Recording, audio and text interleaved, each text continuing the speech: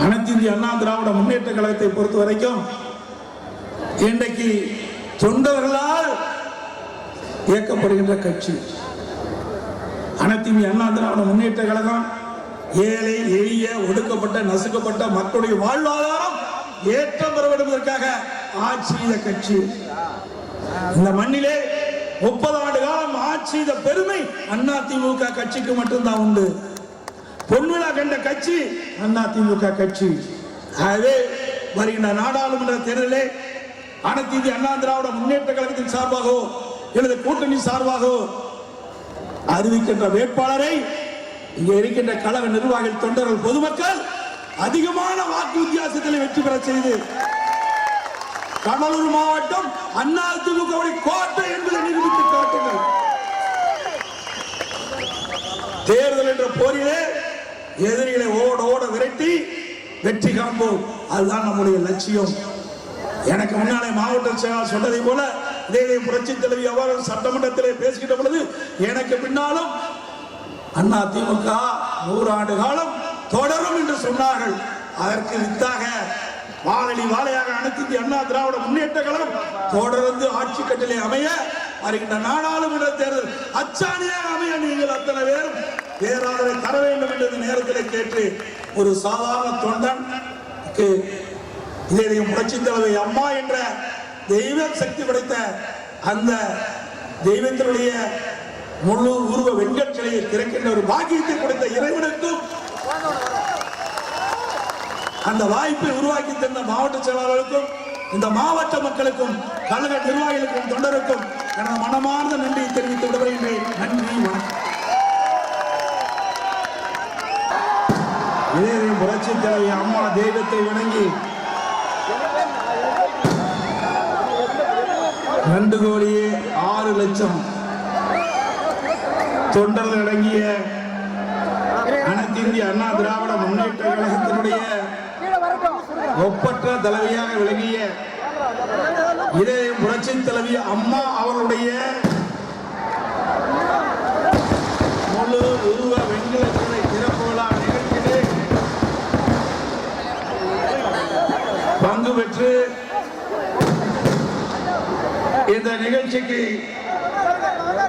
தலைமை தாங்கி சிறப்பான கருத்தை உங்களிடத்தில் உரையாற்றி அமர்ந்திருக்கின்ற கழக அமைப்பு செயலாளர், கடலூர் தெற்கு மாவட்ட கழக செயலாளர், முன்னாள் எம்எல்ஏ, உங்களுடைய அன்பை பெற்ற அறிவிச்சவர் சுரத்தூர் ராஜேந்திரன் அவர்களே,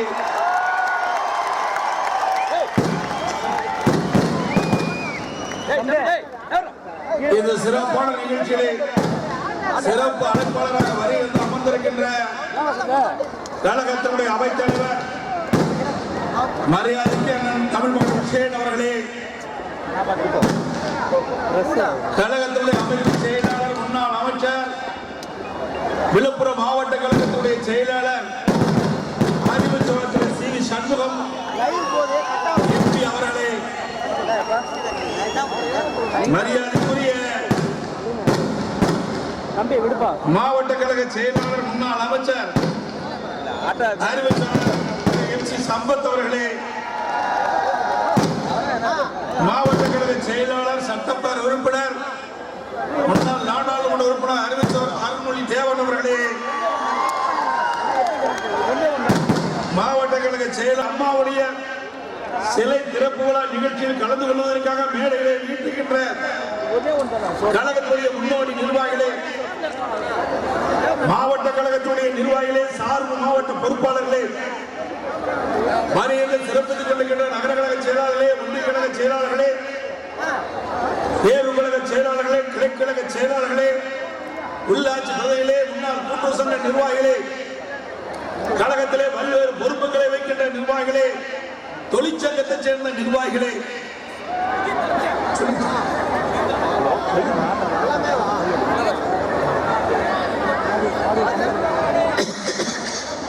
அறிவிச்சவர் கள்ளக்குறிச்சி சட்டமன்ற உறுப்பினர் அறிவிச்சவர் செந்தில்குமார் அவர்களே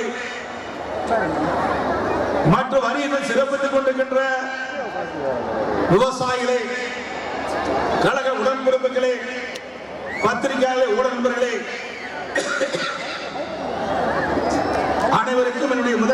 கலந்த வணக்கத்தை உறுத்தாக்கி இன்றைய தினம் நாம் தெய்வமாக வணங்கிக் கொண்டிருக்கின்ற இதே புரட்சி தலைவி அம்மாவுடைய முழு உருவ வெண்கல சிலையை இறக்குகின்ற பாக்கியத்தை கொடுத்த மாவட்ட செயலாளர்களுக்கும் மாவட்ட மக்களுக்கும் கல உடன்பிறப்புகளுக்கும் இந்த நேரத்தில் நன்றியை தெரிவித்துக் கொள்கிறேன். நான் இந்த மேடையிலே பொதுச் செயலாளராக நான் திறக்கவில்லை, உங்களில் தொண்டனாக இருந்து இந்த சிலையை நான் திறந்திருக்கின்றேன். தொண்டன் என்பது நிரந்தரமான பதவி. எந்த ஒரு தொண்டன் உழைக்கின்றானோ அந்த தொண்டன் அனைத்து இந்திய அண்ணா திராவிட முன்னேற்ற கழகத்தில் உச்சபட்ச பதவி பொதுச் செயலாளராக முடியும். அது அதிமுகவில் மட்டும்தான் முடியும்.